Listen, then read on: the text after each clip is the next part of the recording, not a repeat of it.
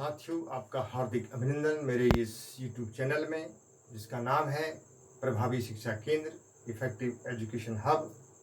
आज मैं अपने इस चैनल के माध्यम से आपके लिए लाया हूँ रहीमदा जी का एक दोहा।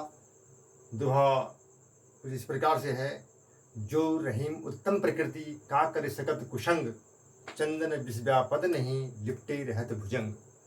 ये दोहा जो है हमें ये शिक्षा देता है कि जो उत्तम प्रकृति के लोग होते हैं, जो अच्छे स्वभाव के लोग होते हैं, उन पे कुसंगति का, बुरे प्रभाव वाले लोगों का, कुमति वाले लोगों का, कुसंगति वाले लोगों का कोई असर नहीं पड़ता है, कोई प्रभाव नहीं पड़ता है।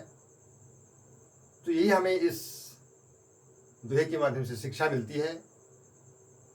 तो मैं इस दोहे को दोबारा आपको बताता हूँ और इसके अर्थ को स्पष्ट करने की कोशिश करता हूँ। जो रहीम उत्तम प्रकृति का कर सकत कुशंग, चंदन विषव्यापद नहीं लिपटे रहत भुजंग।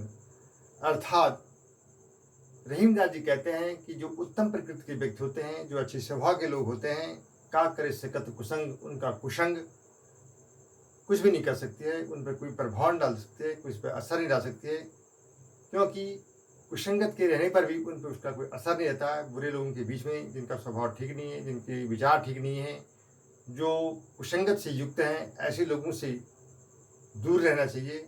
और अगर ऐसे लोगों के साथ अगर एक उत्तम प्रकृति का लोग रहते हैं तो उस पर उसका कोई असर नहीं पड़ता है, कोई प्रभाव नहीं पड़ता है।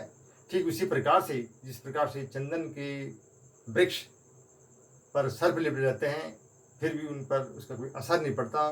कहा जाता है कि मलयाचल पर्वत में चंदन के वृक्ष हैं बहुत सारे, और उन चंदन के वृक्षों पर बहुत ही जहरीले सर्प लिपटे हुए रहते हैं, लेकिन फिर भी उन जहरीले सर्पों का, उनका जो जहर है, उनका जो विष है, उसका चंदन के वृक्षों पर कोई असर नहीं पड़ता है, कोई फर्क नहीं पड़ता है।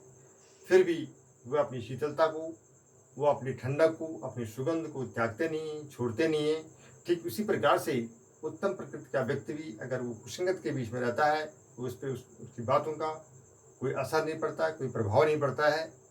और इसी बात को मैंने समझाने की कोशिश की है। आपको आज का मेरा ये दोहा कैसा लगा, प्रस्तुति कैसी लगी, आप इसका प्रत्युत्तर, इसका जवाब आप सब्सक्रिप्शन के द्वारा, कमेंट्स के द्वारा और लाइक करके दे सकते हैं। आपका बहुत बहुत शुक्रिया, बहुत बहुत धन्यवाद, आभार।